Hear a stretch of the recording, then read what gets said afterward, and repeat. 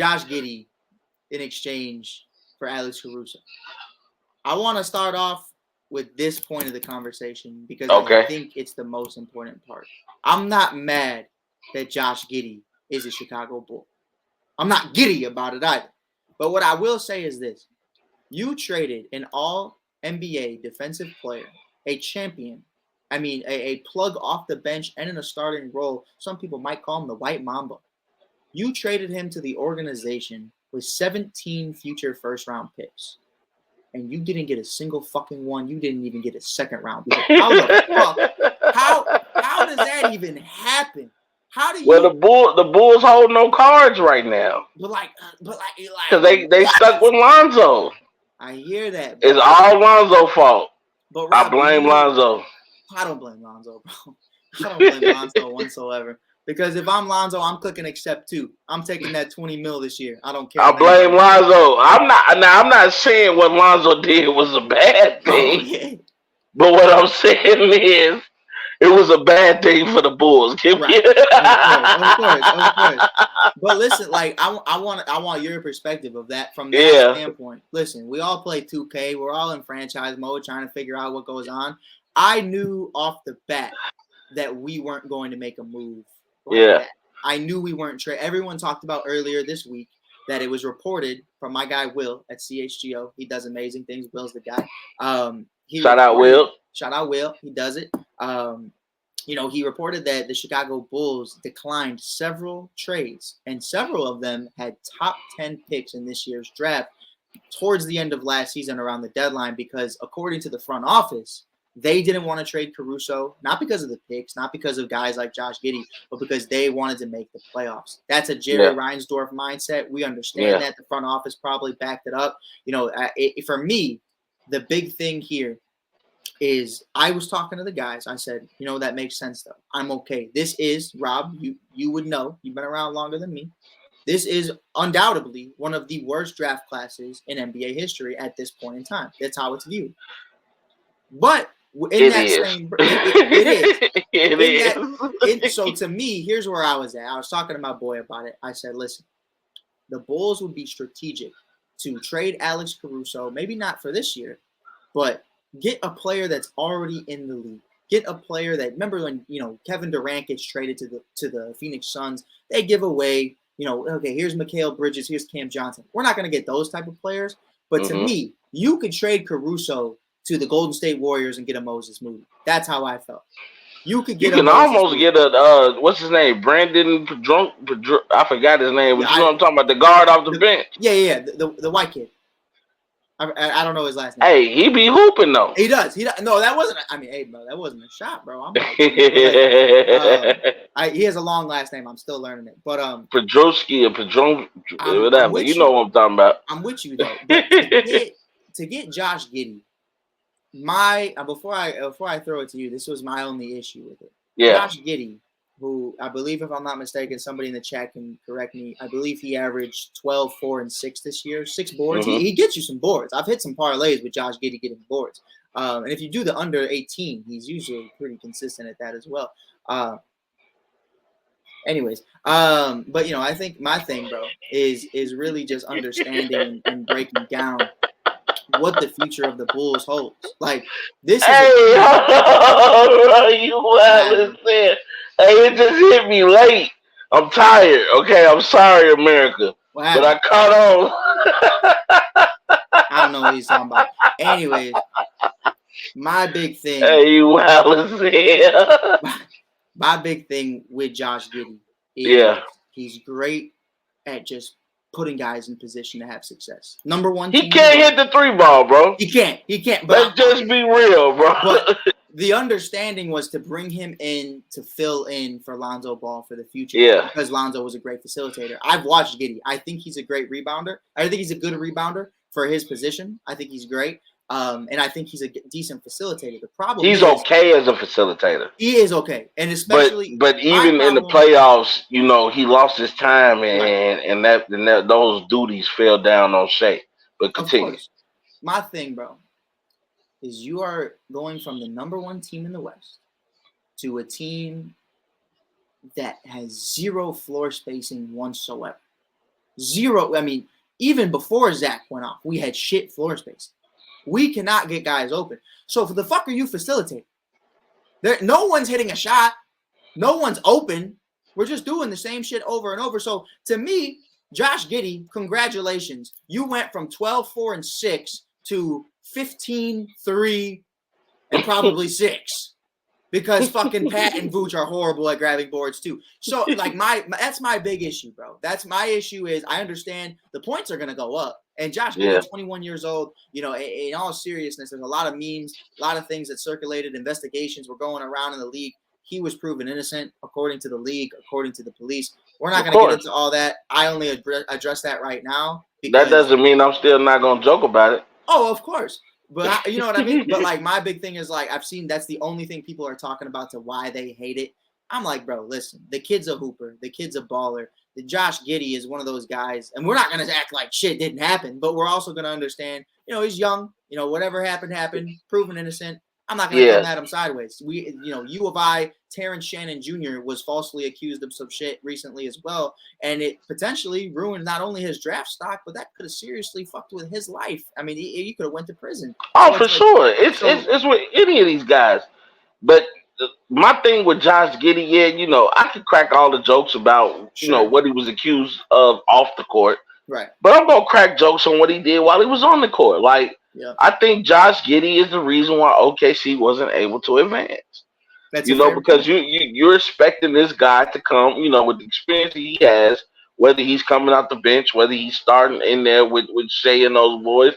You expect Josh Giddey to come in there and to have an impact on this game because he's a guy that's multifaceted, which means he can still have the same productivity level coming off the bench as he does as a starter. I'm with you. And I think, listen, I see someone in the comments right here says he's going to average 26 and 10. Who? That's a lot.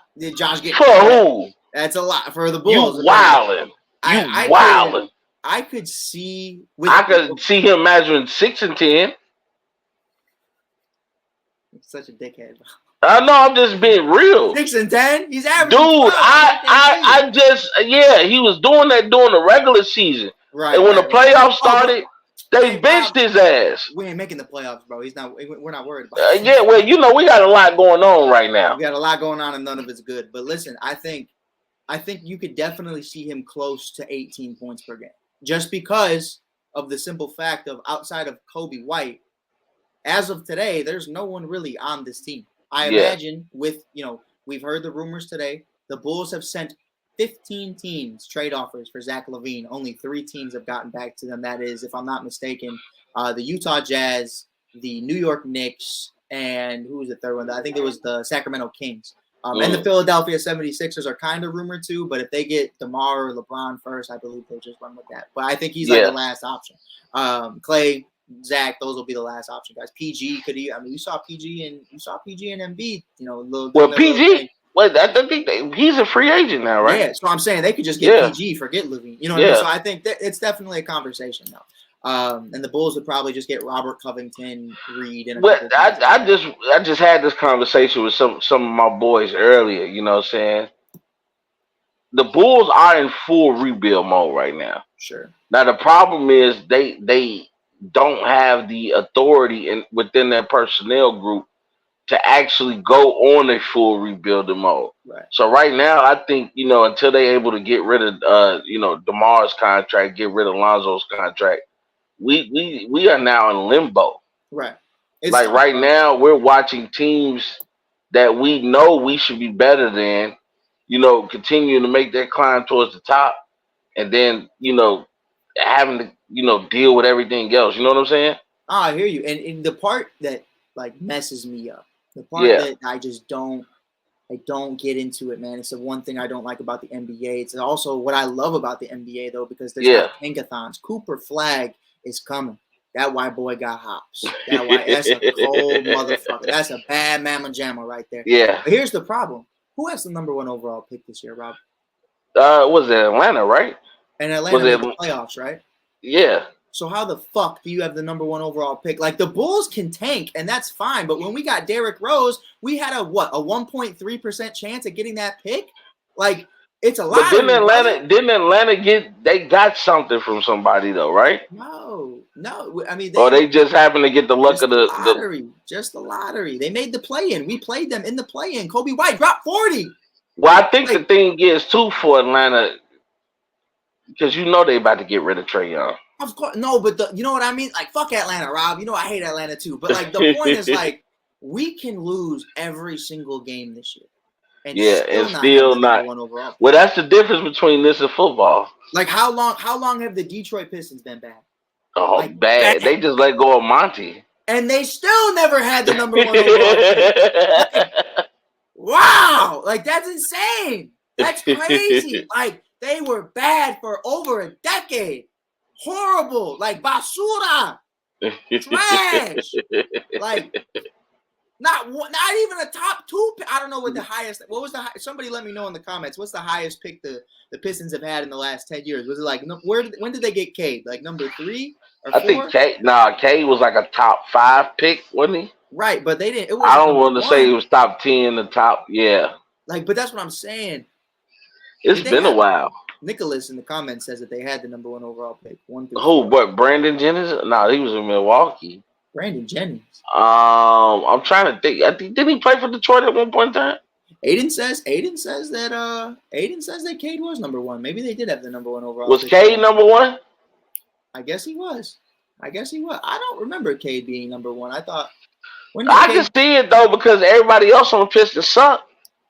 Everyone does suck on the Pistons. That's pretty crazy. Yeah, because what was he? Was he in Paolo's class, Banchero? No. How long's Cade been in the league? Cade had to be because Paolo was number 1 when he came out. That's what I'm saying though. Did he come after Paolo? He might come before Paolo. He was number 1. Hey, bro, I believe everyone's telling me he was number 1, so I guess he was number 1. Shout out to the Pistons. I'm sorry. But my point of it all, which has now been debunked because I don't know math. It's just like this is not a guarantee that we're getting Cooper Flag. This is not a guarantee that even if we do have the number 1 overall pick, we're going to make the right decision. That's my big problem. And I want to pick your brain on this because Rob, even though he's laying in bed right now, exhausted, wearing a Warriors hat, this man follows Bulls hoops. So I want to get your opinion. We saw a lot from Kobe White this year. A lot. Yeah. And I saw a lot in person. I mean, I was there against Milwaukee when they went into OT, and I got to cuss out some Bucks fans who told me to sit down and put on my coat. I said, take that shit back off. We going OT, baby. Caruso! Hit the shot. But then Kobe cleaned it up, and they went on a 9-game winning streak. I mean, we saw a lot from Kobe in December. He's shooting over 50% from the three-point line. He was great. And in my opinion, he was the most improved player of the year. How you go from 9 points to 19 and not win it when Maxey went from 20 to 25, it's just meat riding by the league. Yeah, because I'm not gonna let you talk about my boy Maxey like that. You can't average 20 points. Maxey got down. He played winning basketball. Winning basketball counts for something. I'm not talking about MVP. I'm talking about most improved. Anytime you talking about giving any type of award in any league, they're gonna look at the winners first.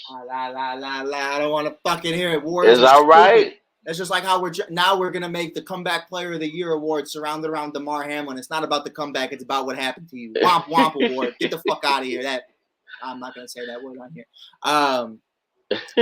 That baby ass shit is what I say. But my point of all of it, bro, is Kobe has been great. Ayo Dosunmu had a phenomenal season as well, and people didn't really talk about it as much. Ayo was great. So right now, Kobe White, Lonzo Ball, presumably going to be back. Saw another video of him dunking. He looks healthy. Cool. Say Lonzo's back, Kobe's back, Caruso's gone, Ayo's How many times have we heard that? But what if, let's say Lonzo does come back, right? Even if he doesn't, let's say the backcourt now is Kobe White and Josh Giddey. Where does that leave Ayo Dosunmu, who extended with the Chicago Bulls already? He's not going to be a free agent for a little bit of time. So are they just going to throw him back to the bench after having such a successful run? I doubt it. You think they run? Who's on the bench though? Giddey? Giddey gonna definitely come off the bench. You think Giddey over Ayo? No, coming off the bench, yes. Wow. No, Giddey's coming off the bench. No, I hear you. I'm starting Ayo. Right, I hear you. Wow. because that's my conflicting issue. You know what I mean? Like Ayo or Josh Giddey. We'll let everybody in the comments discuss around amongst themselves. Who's starting? Who are you rocking with Kobe White for the backcourt of the Chicago Bulls? I'm rocking with Ayo. I mean, I'm rocking with Ayo because you can still play Kobe as an off guard and have him off the ball with Ayo there. And the game is going to be sped up a little bit quicker with Ayo facilitating. And I want to say really quick, shout out Ashley for watching the show. We appreciate you. Shout out. Wait, is it Ashley? Let me make sure. Asher. I'm sorry. It's Asher. I'm so sorry. I can't read. Shout out still Asher. But he says Kobe, Ayo, Giddey, Williams, Vooch. That should be the starting five. I think that's too small ball. It's too small. You don't got enough scorers there. And I would imagine because here's the problem, Rob. Now we're hearing rumors that we're all in on Cooper Flag. We're all in on next year's draft. We're all in on Tankathon. If that's the case, the rumors of DeMar DeRozan getting a 2-year extension worth $40 to $50 million, is that kaput? Is that gone? Or are we no longer? Is that not a conversation? Because how can you be, in contention for things like that if you have star players? DeMar's, no matter how people feel, DeMar's gonna win you games. DeMar's gonna get you to be 40 something around the. You know what I mean? You're gonna be 500. You're gonna make the play-in. So if you're going all out, trading Vooch, trading Caruso, trading Levine, not re-signing DeMar, maybe you re-sign Pat Williams just for shits and giggles to see maybe he can turn into something other than a flower boy. But like, do you bring back DeMar, or are we just straight up gonna watch? Nah, I think you try to find somewhere to let Lamar go. Contend. I don't think Lamar is a Bull at the beginning of the season. That's just my honest opinion. The Bulls are in full rebuild mode. They need to. They're gonna have to start to let these guys go gradually. Yeah. You got to think. I think Lonzo's still under contract, and does DeMar contract end next year? DeMar is a free agent right now. And then what about Vucevic? Vucevic, I believe, signed a 3-year deal. That last year was his first year, so that's gonna be probably 2 more years, if I'm not mistaken. So you're gonna be looking at guys that they can get rid of, that they're gonna get rid of, because unfortunately, I know it feels like the Bulls have been in rebuild mode forever, but things went down the drain, unfortunately, when Lonzo got hurt. I mean, we had a nice little 30-game stretch where we were the shit again, and it was. That's what I'm saying. We were a first place team, and our premier guard got hurt.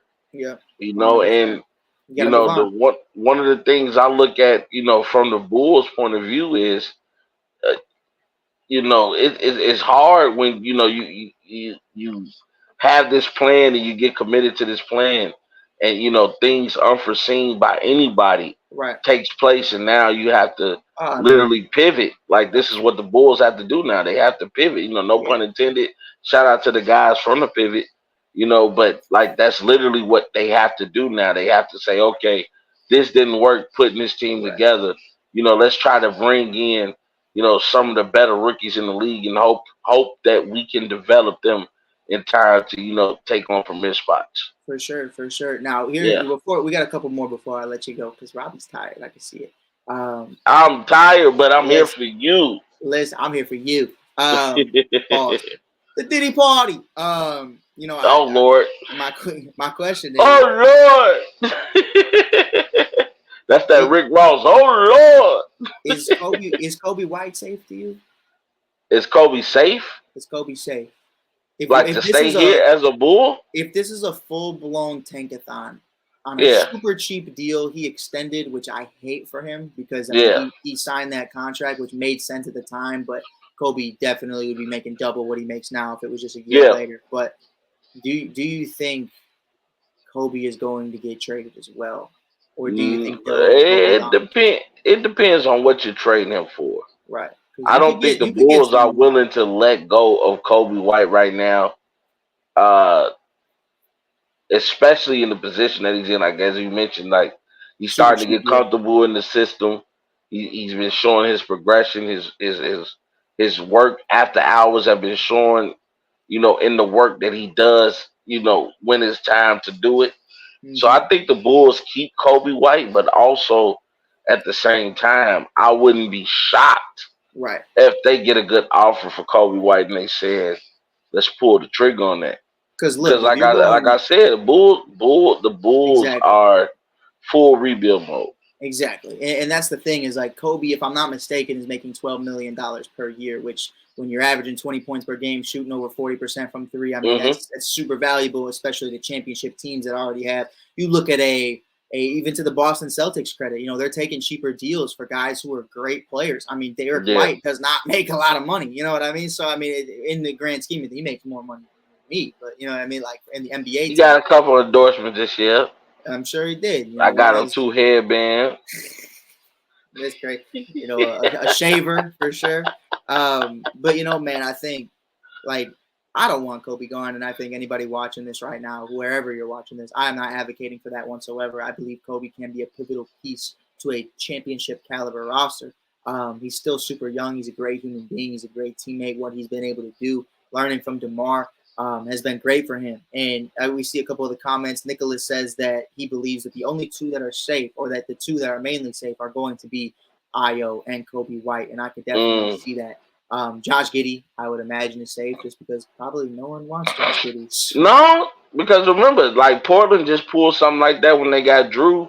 Yeah, and then was able to work out the deal to get Drew to Boston. But then again, Drew Holiday is one of the best two-way players in the entire league and already won a championship and a Hall of Fame. So you know what I mean? Josh Giddey, the diddler, I don't really know what that does for me. But you know, man, I'm excited. No, I'm not. I'm not. I'm really not. I'm really not fucking excited. But I'm excited. I will say this. I am excited for it to be over. I am excited for the new era of Chicago Bulls basketball. I'm excited for Zach LaVine to get the fuck out of town. I'm excited for Vooch to slowly walk as slow as he possibly can all the way to wherever he's about to go play. You know, Caruso will be missed. Caruso, the GOAT, White Mamba, the headband, the champ. I mean, he was one of the more exciting players we've watched in quite some time in a Bulls jersey.